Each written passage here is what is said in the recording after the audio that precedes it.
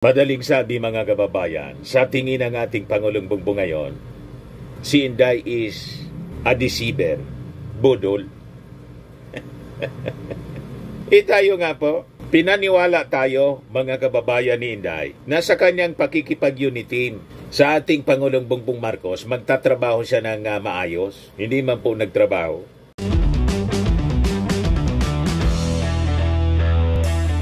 Ito naman po yung bago naming product na binibenta online. iGlow Serum, whitening po siya. Tingnan ninyo yung epekto sa aking anak na architect before and now. Yung mga inquiries po ninyo, dumiretso na lang kayo sa kanyang Facebook account, Riz Maravillas. Finally mga kababayan, yung ating Pangulong Bongbong Marcos with First Lady Lisa Marcos and the whole delegation po sa Laos ASEAN Summit, nakabalik na po, bumalik na sa ating bansa after na aminin ng ating Pangulo mga kababayan sa interview ng mainstream media na nabudol siya ni Inday. Ikaw niya talaga Mr. Maravillas, uusok na naman yan yung mga DDS. Yan yung sabi ng ating Pangulong Bongbong Marcos. Nabodol daw siya. He was deceived. Napaniwala siya ni Inday, mga kababayan, na magbarkada sila. O ngayon, mamaya, ibigay ko sa inyo mga kababayan yung naging arrival statement ng ating Pangulong Bongbong Marcos. But before that, click subscribe muna dito sa ating YouTube channel and hit the notification bell para lagi po kayong updated sa mga kaganapan dito sa ating bansa. Like and share na rin po ninyo ng ating video. At wag na rin po ninyo na skip yung ating mga commercial ads para tuloy-tuloy lang ang pag-unlad ng Bagong Pilipinas. At itong ating programa mga kababayan, atid sa inyo nitong ating mga sponsors. Firmax Firming and Lifting Cream. Pinapay po sa mga pulses in affected area. Mainam po ito sa mga pains at paninigas ng mga kaso-kasuan. Ito sa mukha naman yung application, anti-aging, Automax po siya. Ito iGlow Serum mga kababayan. Whitening po siya. Made in South Korea. Ito naman po, Ningxia Red Mix Fruit Drink. Gawa po siya sa goji berry. May anti-cancer properties po siya. At sa mga naghanap po ng malinis and spacious fitness gym, pumunta lang po kayo sa aming Colossal Fitness Gym. May Grab car rental din po kami. At bills payment po sa aming office. At saka sa mga mahilig po sa mga imported bags, manood po kayo sa live selling ni Madam Aileen Rosales sa kanyang Aileen Closet po. Pati mga shoes, ito yung kanya po. Ito yung kanyang page. Kita ninyo, napakagandang mga online selling po siya. Si Madam Aileen Rosales. Cellphone number niya po, 773-798-7816. So, balik tayo mga kababayan dito sa ating programa.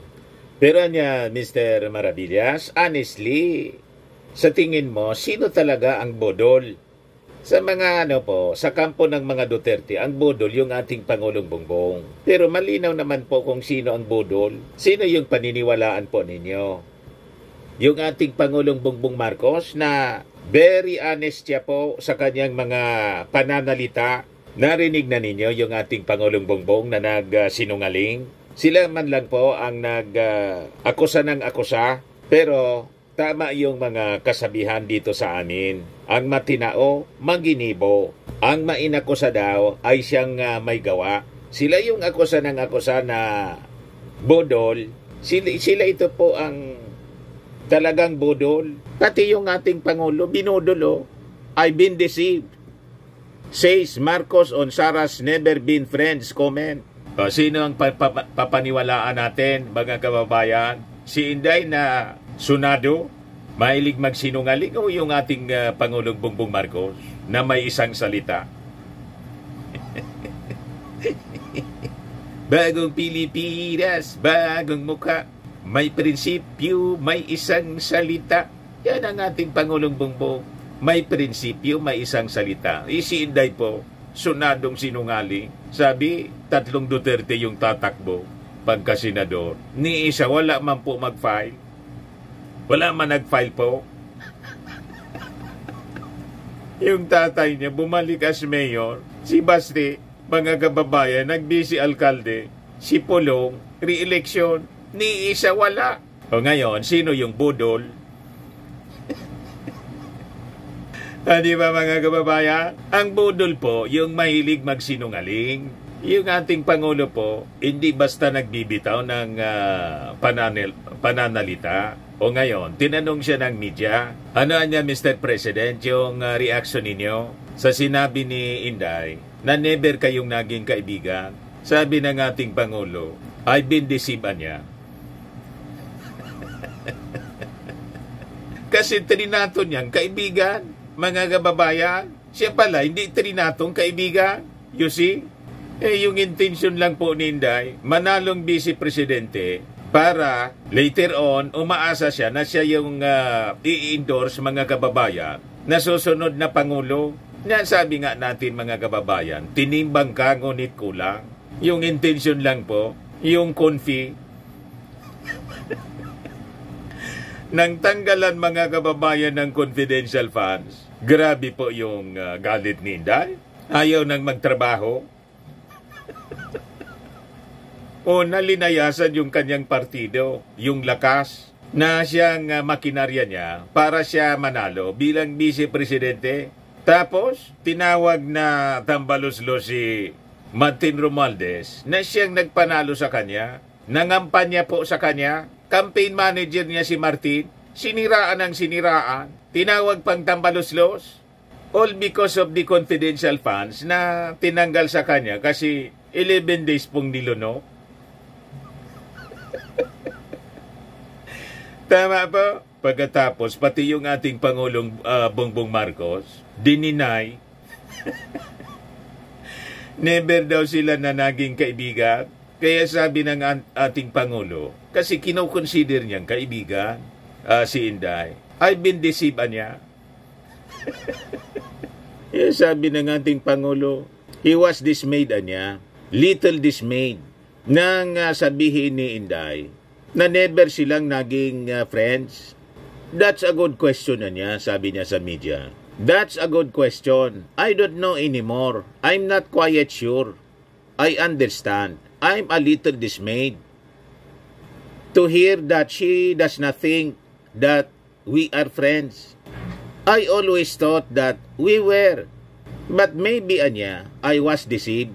Kasi background mga kababayan, sabi rito sa report ng The Manila Times. Sabi po ni Inday, nang tanungin ng media, mga last month, she would never again team up with the Marcoses.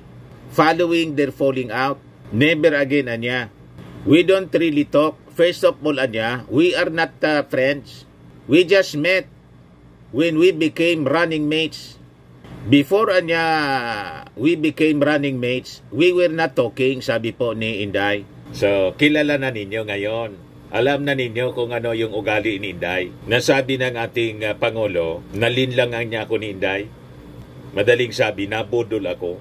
All along niya, paniwala ako, magkaibigan kami. Hindi naman pala niya, kinoconsider niya na ako isang kaibigan. You see? Ito, pakinggan natin yung sinabi ng ating Pangulong Bongbong. That's a good question. I don't know anymore. I'm not quite sure I understand. I'm a little dismayed to hear that she doesn't think that we are friends. I always thought that we were, but maybe I was deceived. Madaling sabi mga kababayan, sa tingin ng ating Pangulong Bongbong ngayon, si Inday is a deceiver, budol. Tayo nga po, pinaniwala tayo mga kababayan ni Inday na sa kanyang pakikipag-unitin sa ating Pangulong Bongbong Marcos, magtatrabaho siya ng maayos. Hindi man po nagtrabaho. Sa 2 years niya mga kababayan, as DepEd Secretary, Kumusta yung naging performance ni Inday sa DepEd? Alam na ninyo kung ano nangyari sa ating mga mag-aral. Kulilat po. And worse, yung pagkain para sa mga mag-aral, pinabulok pa. Alam natin kung saan nagpupunta si Inday. Nandun sa rally ng nausog na ang sigaw, Marcos resign. Pagkatapos, gusto nila itrato silang maayos. Paano mo itatrato ng maayos ang isang tulad ni Inday na ka-unity? Tapos yung tatay, pinagmumura yung ating Pangulong Bongbong. Tinawag na bangag, adik, at kung ano-ano pa mga kababayan. Tapos si Inday nandun sa rally, nagsisisilpi-silpi. Kaya nang tanungin ng yung ating Pangulong Bongbong Marcos kung bakit, iwan ko ba kung bakit tinanong pa ng mainstream media, kung bakit daw hindi ginawang caretaker sa kanyang pagpunta sa summit. Noon pa, hindi na ginawang caretaker. Alangan man ngayon, mga kababayan, na nag-resign na si Inday. Noon nga hindi pa siya nagre-resign as DepEd Secretary, hindi na ginawang caretaker. Ngayon pa, yung una, caretaker, pero binigyan siya, mga kababayan, ng kasama. Si Birsamin, pagkatapos si Conrado Estrella ng DAR. So ngayon pa, di ba? Ito yung sabi ng ating Pangulo. Sir, my question is about the home front. Ito ho ang unang biyahe ninyo that you did not designate the Vice President as the caretaker. How should we read into this, Mr. President? Oh, because she's not part of the administration anymore. She's still in government, but she left the administration.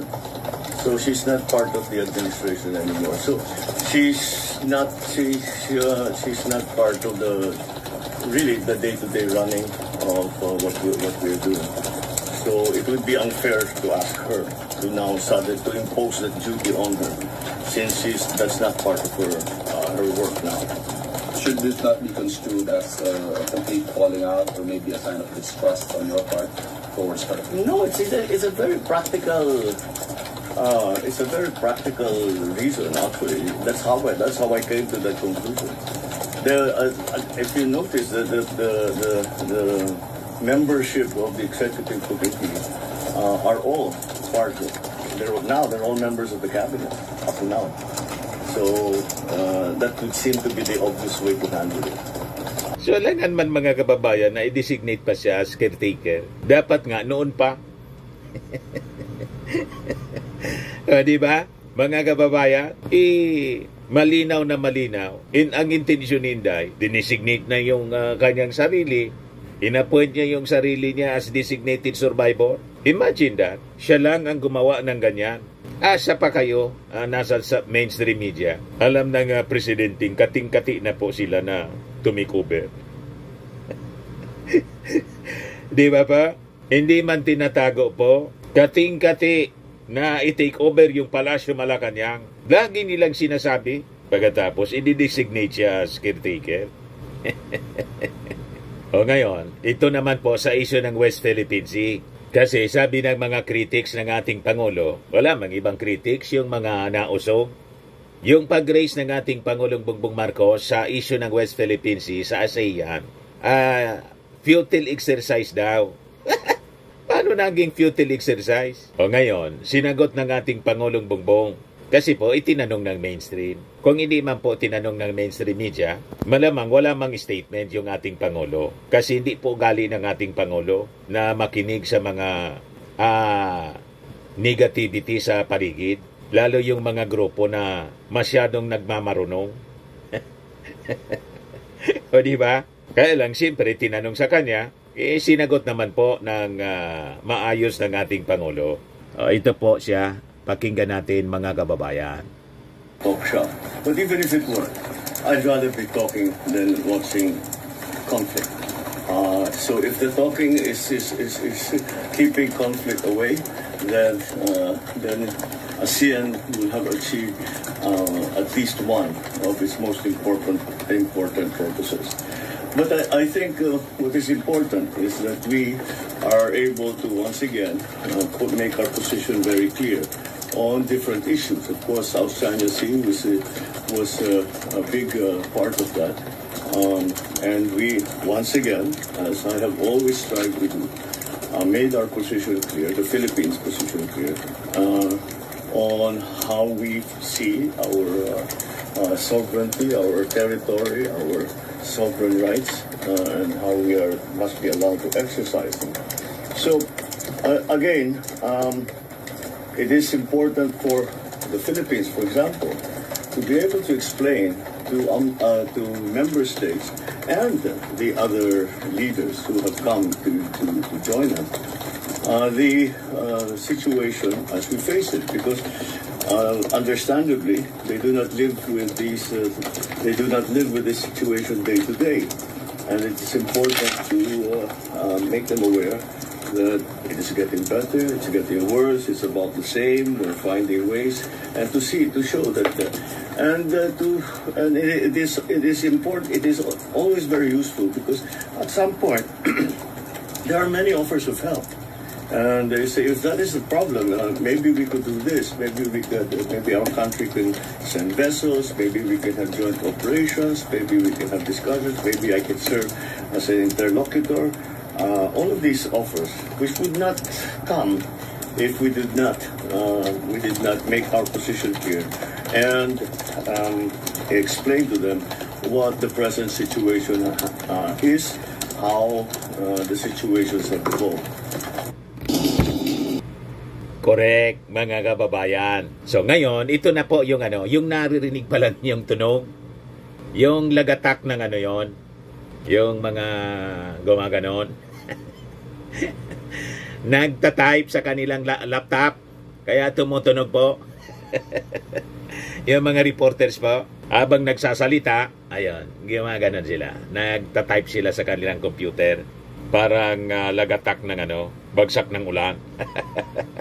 O ngayon, ito po yung arrival statement, kasi bumalik na yung ating Pangulo, the whole delegation po sa ASEAN Summit.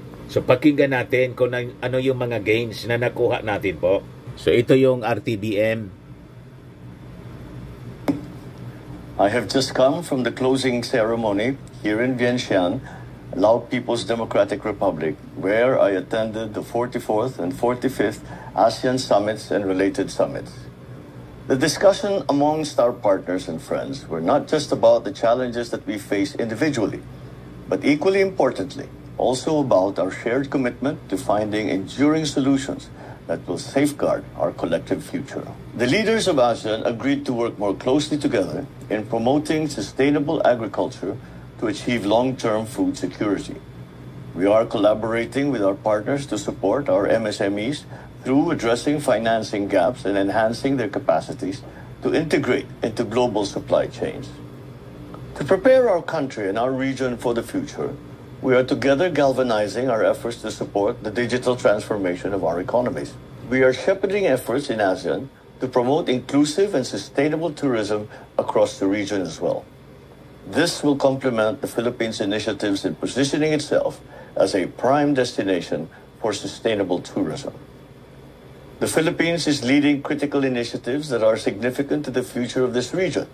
As host of the Loss and Damage Fund Board, the Philippines is privileged to play a strategic role in supporting the flow of climate finance to countries that are most vulnerable to climate change, as well as to advocate for needed support and action on climate resilience. As part of our actions to contribute to help mitigate the devastating effects of climate change, we will be hosting the Asia-Pacific Ministerial Conference on Disaster Risk Reduction next week, to cooperate with other countries on disaster preparedness and response. I also engage with the business sector of ASEAN, as well as with the representatives of the youth in ASEAN, in order to exchange ideas on how we can best promote the prosperity and welfare of our people and the entire region.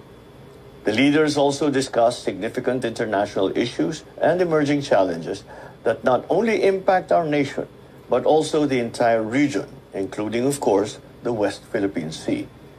I reaffirm that the Philippines will continue to defend our sovereignty, sovereign rights, and jurisdiction in the West Philippine Sea. And of course, all Philippine actions will be done in accordance with international law. The Philippines is continuing to strengthen its partnerships with all countries who share our values and our commitment to peace and to the rule of law. On the sidelines of the summit, I took the opportunity to engage leaders to discuss bilateral cooperation and strategic areas of mutual interest. We discussed agriculture cooperation with Vietnam, building on recently signed agreements on rice trade, smart agriculture, research and technology, farm management, and, again, sustainability. I also had the opportunity to thank Canada for its consistent support for the Philippines, especially on defense and maritime interests. I also took the opportunity to congratulate Canada on its G7 presidency and expressed on how we look forward to the successful conduct of Team Canada trade mission in the Philippines this coming December. In a bilateral meeting with New Zealand, we explored ways to elevate bilateral cooperation in time for the 60th anniversary of the establishment of diplomatic relations in 2026. Making full use of our schedule while here, I briefly met with the leaders of Lao PDR, the EU, and Japan, and expressed our commitment to further strengthen bilateral relations. The Philippine delegation and I are grateful to Lao PDR, the chair of ASEAN this year, and our very generous host for the successful chairship. I look forward to Malaysia's able leadership as they host ASEAN in 2025. Maraming salamat at magandang gabi po. So mabuhay yung ating Pangulong Bongbong Marcos sa napaka-productive niyang participation dito sa ASEAN Summit.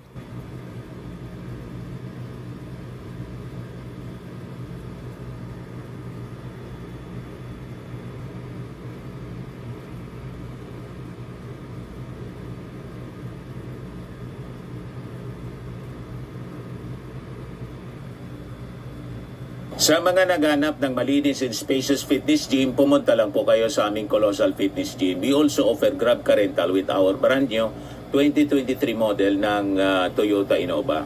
We also accept booking for those who are planning to travel via PAL, Cebu Pacific, and other airline companies, local and international, and bills payment for Meralco Bills, PLDT, Aleco Bills, etc. Ang Colossal Fitness Gym is located at 3rd floor Security Bank Building, Landco Business Park, Legazpi City, Albay. For inquiries, look for Chilon Maravillas. Contact number 0966-802-0949. Yan yung aming Innova. Lagi na pong matao sa amin. Pati mga foreigners po, tingnan ninyo. Mga British tourists sila. Ang lalaki ng katawan na, mga kababayan, nag-gym sa amin. Ito naman po, Indian National. Ito mga mga European sila. Ito naman yung bago naming product na binibenta online, iGlow Serum. Whitening po siya galing sa South Korea. Tingnan ninyo yung epekto sa aking anak na architect entrepreneur, Riz Maravillas. For inquiries, look for Riz Maravillas on FB. Ito naman po, Firmax Firming and Lifting Cream. Pinapahid po ito sa mga pulses and affected area. Mainam po ito sa mga pains at paninigas na mga kaso-kasuan. Ito po, Automax Radiant Serum. Sa mukha naman yung application. Anti-aging po siya. You will look 10 years younger than your age. Sa mga cancer patients naman po, baka lang gusto ninyo itong itry. Nengxia Red Mix Fruit Drink. Hindi man po siya gamot, food supplement siya. Kaya lang, gawa siya mga kababayan sa goji berry. Yung goji berry may anti-cancer properties. Yung mga inquiries ninyo, dumiretso na lang kayo sa aming messenger sa Facebook para masagot namin agad. Ayos po, ako po si Dante Maravillas. Bye-bye. God bless.